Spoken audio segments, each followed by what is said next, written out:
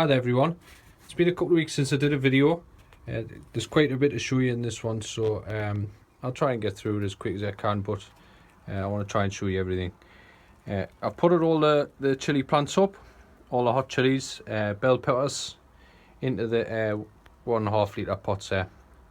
So chilies potted up, and over here I've got me cucumber plants, Peter Glazebrook's giant cucumber and common cucumber, which is a quality one.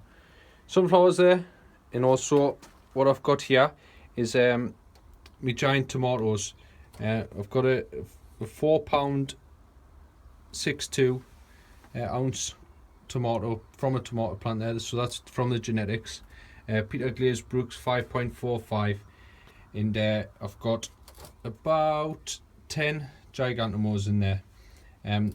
The gigantomos are for a big competition at Harrogate. The prize money's a ridiculous amount of money for a tomato plant, so I'm going to give a go at that this year.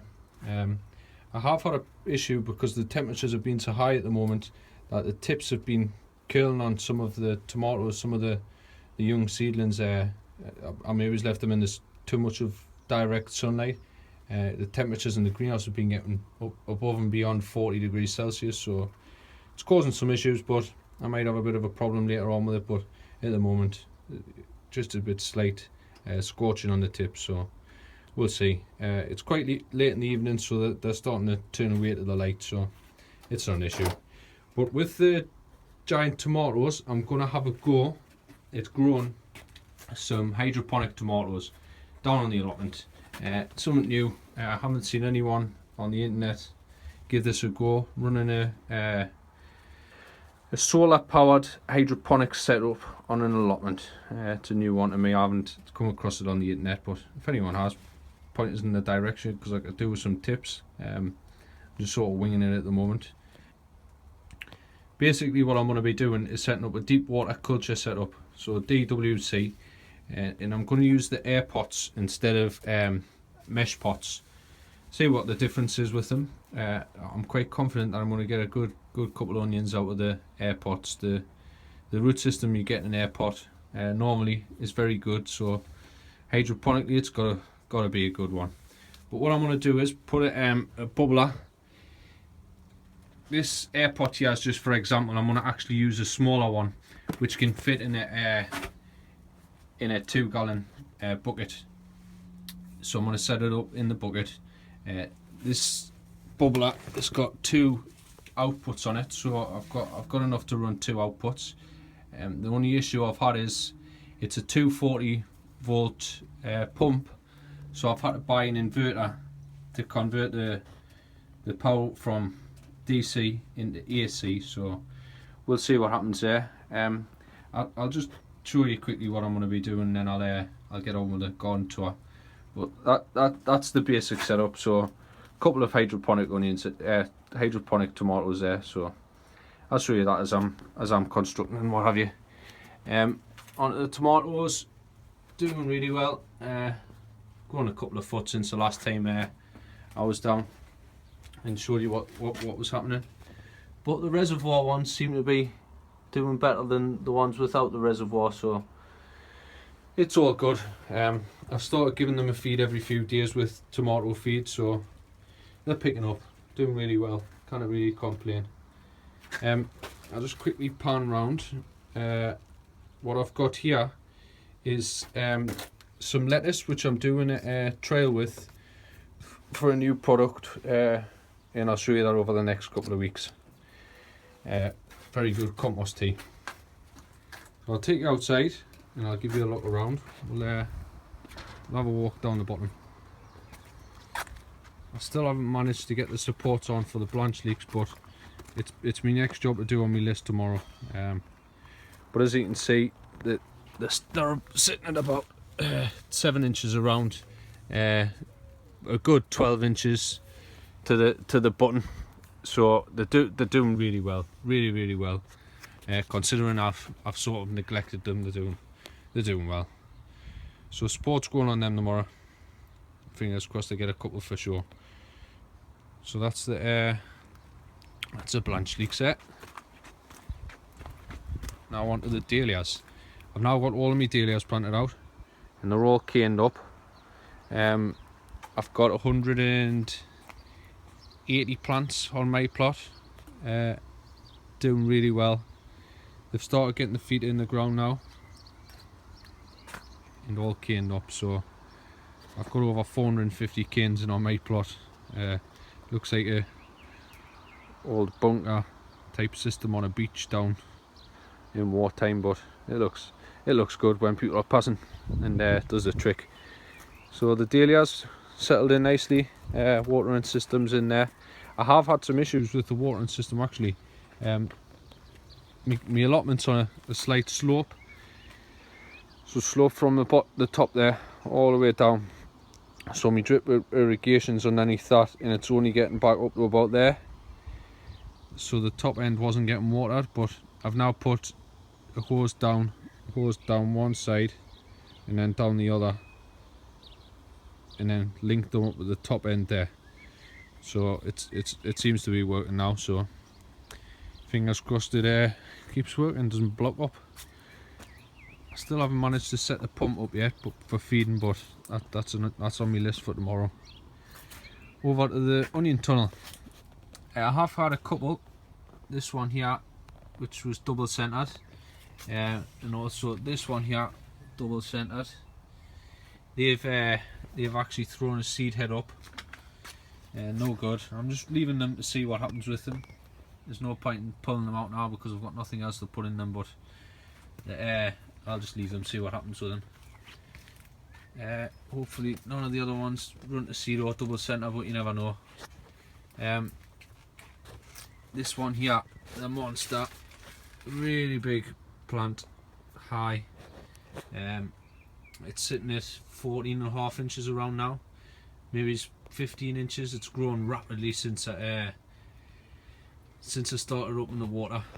I got told by the manufacturers of the air pots that the air pots don't actually let out more water. The plant actually needs more water because the root system is so big. More roots obviously mean more water, so it must be doing the trick because it's a bigger plant altogether. The one beside it growing the pot, it's just not as big.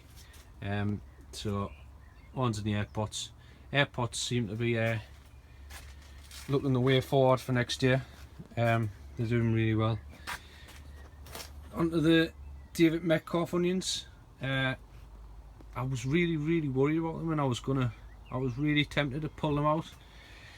But over the last week, every time I seem to say that, they just seem to like be listening to us and just decide to boost into growth, and they've started to bulb up down the bottom.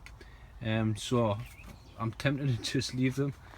The hydroponic tomatoes that I'm going to plant, I'm still tempted to move these onions here into the big tunnel and just grow tomatoes on the right hand side halfway and leave the onions in there. But we'll see what happens when the tomatoes comes for the tomatoes time. If the Metcalf onions aren't improving, the big one, some of them will be getting slung, some of them will be getting put in the tunnel, but we'll see. Doing okay, the onions so far. I'll take you into the leek tunnel. Leeks doing really well now.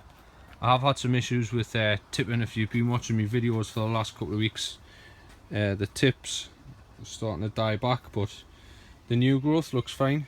I think it could have been down to the insecticide that I put into the plant tools, probably forcing its way into the tips and maybe making them die back, but the new growth looks perfectly fine on the top there.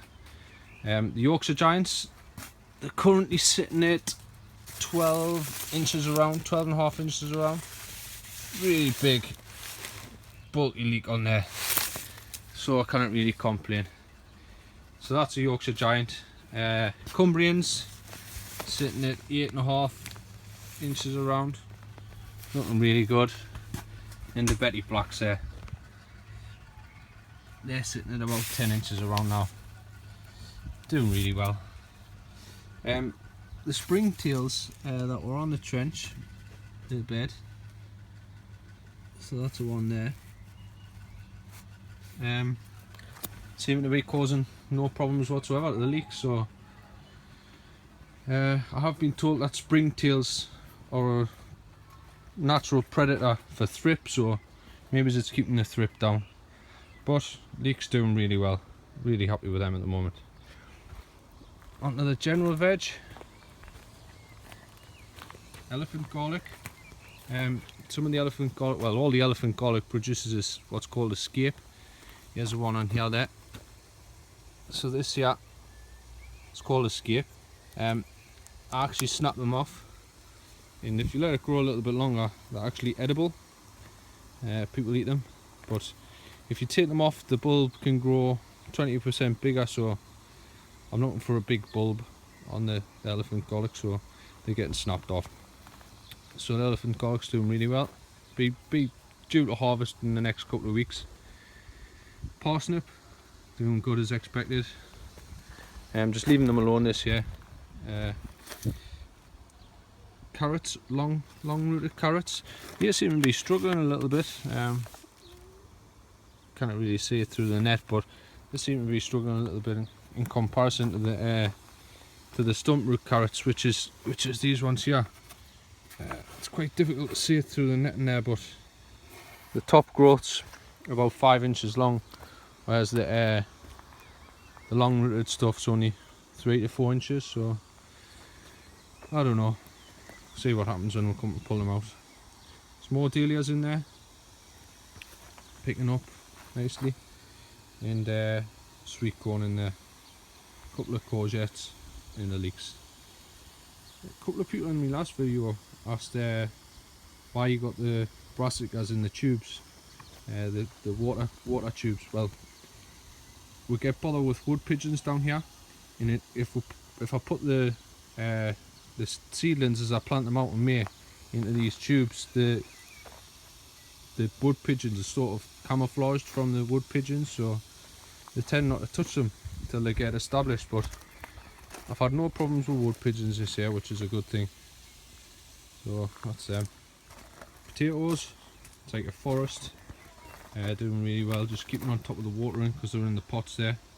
So on the right there, I've got Kestrel, then I've got Winston, Sorpo and Oxa, and Sorpo Mira on the end. Sorpo Mira is a bit of a later one, so it's a bit shorter in comparison to the one on the right there. They're all show varieties on the right here, but they're also good eaters. So onions, red onions. What can I say about red onions?